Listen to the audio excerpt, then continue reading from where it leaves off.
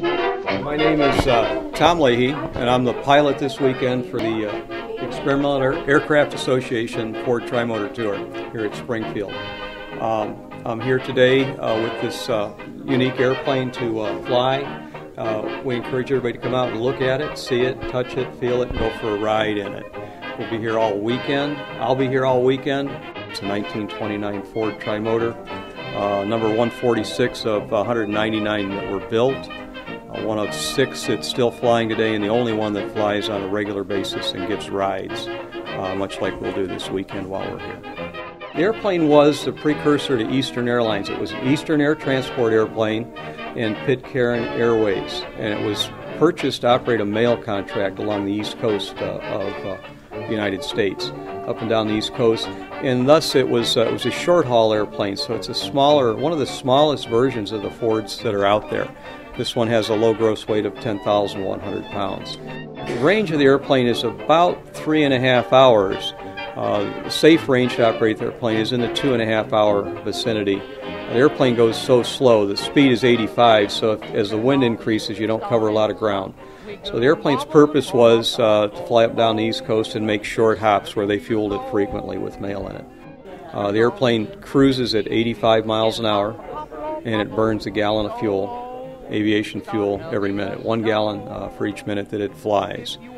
So we typically operate it in the 2 to 2.5 hour range if we're in the moving it from stop to stop. Some days can be a long day. A trip north today would be a long ride. Trip to Chicago would be a fuel stop with today's wind. Well, I think it offered some stability and security to the folks. It had engines weren't as reliable as they are today. So the third engine helped. The metal structure made people think that it felt and looked and acted like a car. Before that, airplanes were covered with fabric and made out of wood, steel tube, and fabric, and didn't offer a lot of structural integrity to touch or feel, but they were very airworthy. They just weren't, people were just not, they didn't look it, and people weren't comfortable with that. This airplane with a third engine made it a nice traveling program because you could fly it on 2 engines with people in it at the time. And that was a very unique feature. Reliability was a huge part of the success of the Ford Tri-Motor. And as the Ford was built, of course, Douglas and Boeing came up with faster airplanes and more reliable engines, and all those airplanes were 2-engine airplanes. The Ford still served a huge purpose in air transportation, but mostly outside of the U.S., Alaska, and Canada. Later in life, they hauled an awful lot of payload, and this particular airplane was a smoke fire bomber and a smoke firefighting airplane, smoke jumpers, at Johnson Flying Service in Montana. There were 2 ways on and off the Lake Erie Islands, in a boat or on an airplane. All summer the boat or the ferry boats took over, or personal boats, but most people that lived on the island did not fly.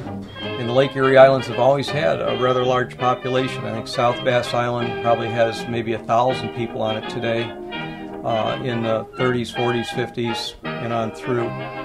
That population varied with the vineyards, the winemaking, and the farming, along with people that just wanted to live there. So every day, Island Airlines had a scheduled flight for a school bus.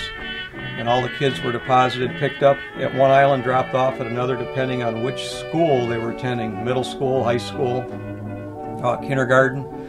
And some kids actually moved to the mainland for special courses each day or during the semester.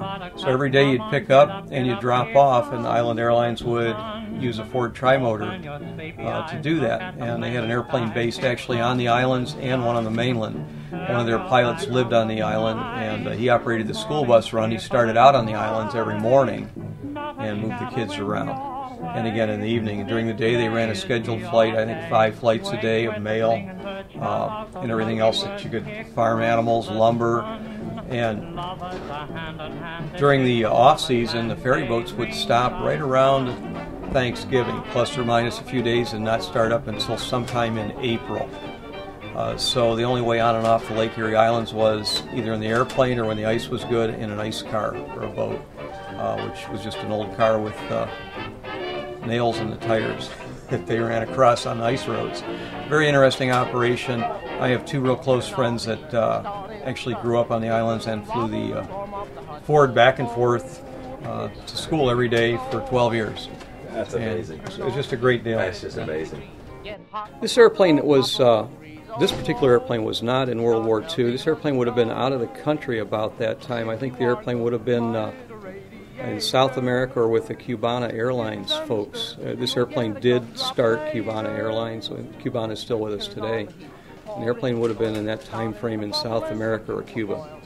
A good place to find some of the real tidbits on the Ford is we have a website, flytheford.org, and it's loaded with pictures, information, and trivia for almost all of the Fords that are still in existence and some that aren't.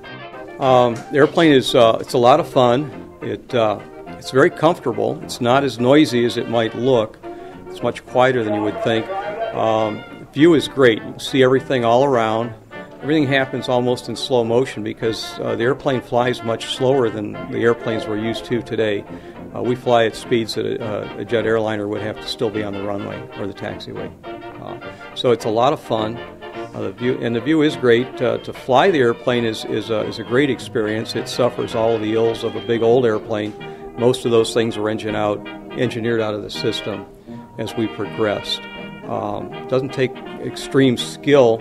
A little experience helps. An airplane does handle much differently than a modern airplane does today.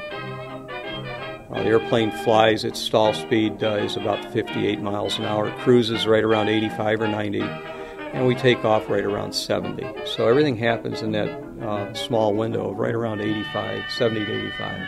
We purchased this airplane after a windstorm. It initially was purchased for a static display. After about a 12-year restoration, most of the airplane structure is new. The engines are modern engines. The airplane has been re-engined with Pratt & Whitney engines, and we can still buy brand new parts for those engines today.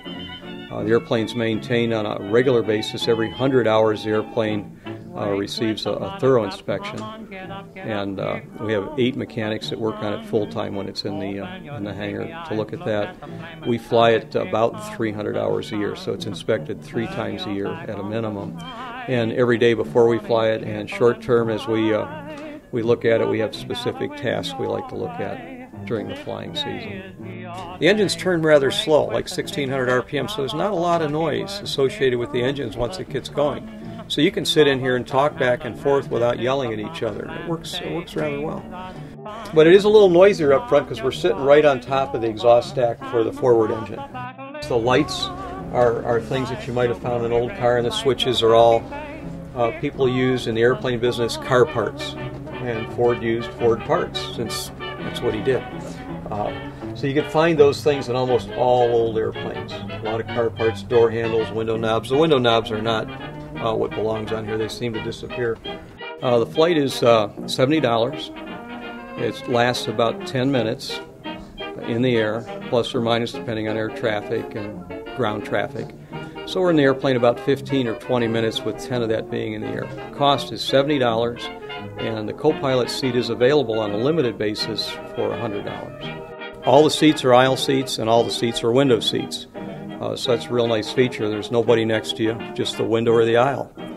And you can expect to go for a ride and experience what flying might have been like in the 20s and 30s.